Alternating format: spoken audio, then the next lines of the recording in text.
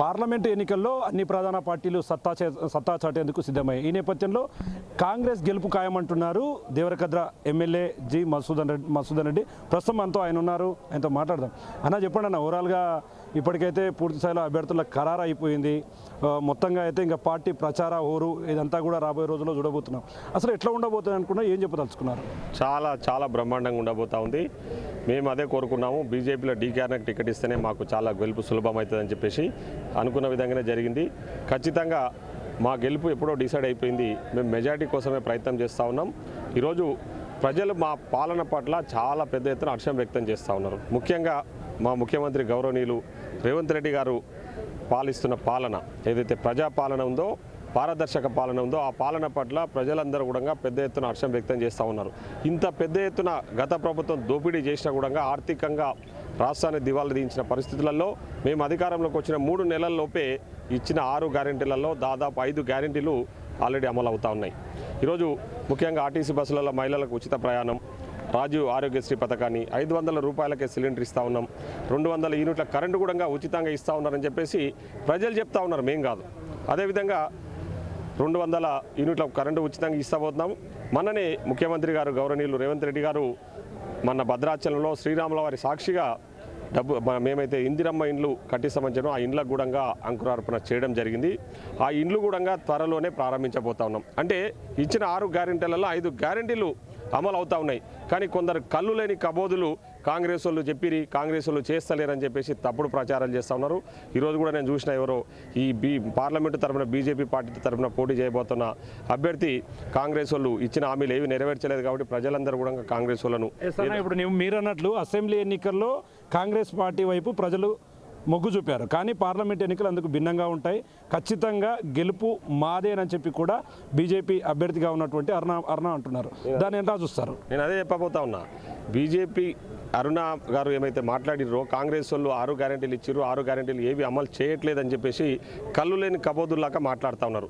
వీళ్ళు మాట్లాడినే ప్రజలు పట్టించుకునే పరిస్థితుల్లో లేరు. ఎందుకంటే 10 సంవత్సరాలుగా ఈ రాష్ట్రంలో అంటే ఈ దేశంలో అధికారంలో ఉండి బీజేపీ పార్టీ తెలంగాణ రాష్ట్రానికి చేసింది ఏంది, ముఖ్యంగా మహబూబ్నగర్కు మీరు ఒరగబెట్టింది ఏంది?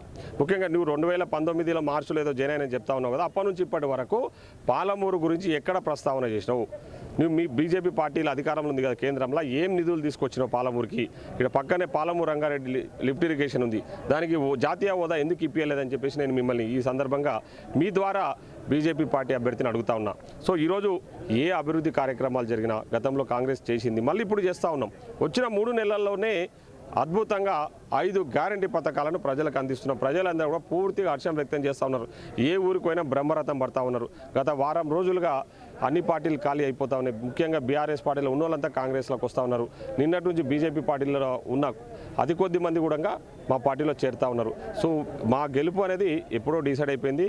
మేము భారీ మెజారిటీతో ఇక్కడ వంశీచంద్రెడ్డి గారిని గెలిపించుకోబోతా ఉన్నాం. అంటే గతంలో బీఆర్ఎస్ బలంగా ఉన్నటువంటి ఉమ్మడి పాలమూరు జిల్లాలో 2nd ప్లేస్లో మేము నిలిచాం. అప్పుడు 7 స్థానాలు కూడా బీఆర్ఎస్ పార్టీ కైవసం చేసుకున్న సమయంలోనే.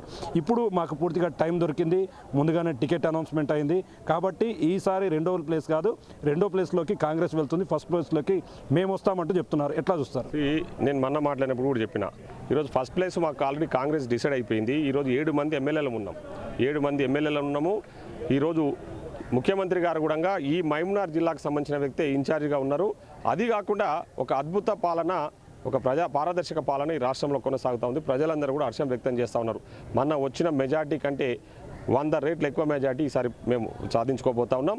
ముఖ్యంగా ఈరోజు మేము అంటా ఉన్నాం ఏంటంటే, కాంగ్రెస్ ఈరోజు 1st ప్లేస్లో ఉంటుంది, బీజేపీ కానీ బీఆర్ఎస్ 2 కలిసి పోటీ చేస్తూ ఉన్నాయి. ఈరోజు వాళ్ళిద్దరు లోపల ఇంటర్నల్గా అండర్స్టాండింగ్ వచ్చేసి వాళ్ళు కావాలనే వీక్ క్యాండిడేట్స్ని, వాళ్ళ బీజేపీ ఉన్న కాడ వీక్ క్యాండిడేట్స్ని పెట్టేసి వాళ్ళు వీళ్ళకి సపోర్ట్ చేసే ప్రయత్నం చేసి వాళ్ళిద్దరు ఎన్ని కొల్లుడై ఎంత ప్రయత్నాలు చేసినా కూడా వాళ్ళిద్దరు పోటీ పడేది 2వ ప్లేస్కు 3వ ప్లేస్కే తప్ప మొదటి ప్లేస్ అనేది కాంగ్రెస్ పార్టీకి ఆల్రెడీ ప్రజలు డిసైడ్ చేసేసారు.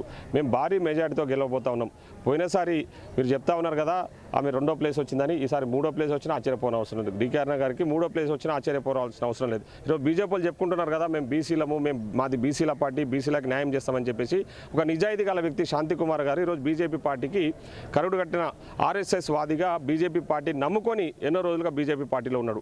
ఈ ఆల్రెడీ బయట టాక్ నడుస్తూ ఉంది. డీకే గారు మన జరిగిన అసెంబ్లీ ఎన్నికలలో బీజేపీ పార్టీకి చేయలేదు, వాళ్ళకి సంబంధించిన రిలేటివ్స్ ఎవరో పోటీ చేస్తే మక్తాల కానీ తర్వాత గద్వాల కానీ వాళ్ళకి సపోర్ట్ చేసిందని చెప్పేసి బీజేపీ వాళ్ళే మాట్లాడుకుంటున్నారు.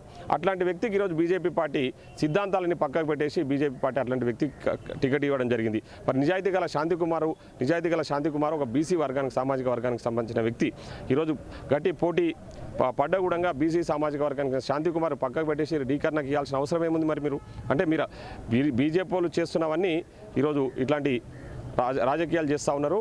ప్రజలకు నచ్చే రాజకీయాలకు ప్రజలకు ఇష్టం లేని రాజకీయాలు ఈరోజు బీజేపీ వాళ్ళు చేస్తూ ఉన్నారు. కాబట్టి ప్రజలు కూడా బీజేపీని అసహించుకునే రోజులు దగ్గరలోనే ఉన్నాయి. వాళ్ళు అనుకుంటా ఉన్నారు మళ్ళీ మూడోసారి మేమే వస్తామని చెప్పి. మూడోసారి కూడా వచ్చే పరిస్థితి లేదు. ఖచ్చితంగా కేంద్రంలో కూడా ఈరోజు రాహుల్ గాంధీ గారు ప్రధానమంత్రి కాబోతా ఉన్నారు. అంటే అన్న ఒకవైపు అది అలా ఉంచితే ఎమ్మెల్సీకి సంబంధించి కూడా ఓవరాల్గా స్థానిక సంస్థలలో ఇప్పుడు ఇప్పటికే ఇక్కడ పోటీ చేసిన వాళ్ళు కూడా వారి నామినేషన్ కూడా పూర్తిగా రద్దు చేసుకుంటున్నటువంటి పరిస్థితి కనిపిస్తుంది. అంటే వాళ్ళు ఎందుకోసం రద్దు చేసుకున్నారంటే వాళ్ళ ఉపసంహరణ ఎందుకు చేసుకున్నారు, వాళ్ళ సమస్యలు ఏం చెప్పారు మీతో?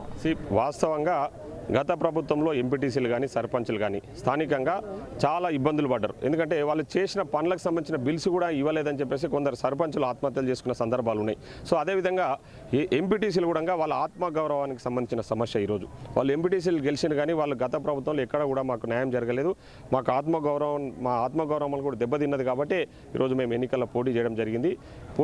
నామినేషన్ వేసిన తర్వాత మేము మా మంత్రి గారు జూపల్లి కృష్ణారావు గారు మా ముఖ్యమంత్రి గారితో మాట్లాడి వారి సమస్యలను పరిష్కరిస్తాం, వాళ్ళ ఆత్మగౌరవాన్ని దెబ్బతినకుండా వాళ్ళకి ఆత్మగౌరవం కల్పిస్తామని చెప్పడం వల్లనే ఈరోజు మా మీద నమ్మకంతో వాళ్ళు ఈరోజు ఎంపీటీసీల సంఘం ఫోరం అధ్యక్షుడైన కృష్ణాగౌడ్ గారు కానీ తదితరులందరూ కూడా విత్డ్రా చేసుకోవడం జరిగింది. సో ఖచ్చితంగా వారి సమస్యలను పరిష్కరిస్తాం. నేను ఈరోజు చెప్తా ఉన్నా, ఇక్కడ ఏ ఎన్నిక వచ్చినా ఇప్పటి నుంచి మేము మన రాష్ట్రంలో అధికారంలోకి వచ్చినా కూడా ఏ ఎన్నిక జరిగినా, ఎమ్మెల్సీ జరిగినా, ఎంపీ జరిగినా, ఎంపీటీసీ జరిగినా, జెడ్పీటీసీ జరిగినా, సర్పంచ్ జరిగినా అన్నీ కూడా కాంగ్రెస్ పార్టీ గెలవబోతా ఉంది భారీ మెజార్టీతో అని చెప్పేసి ఈ సందర్భంగా తెలియజేస్తా ఉన్నా.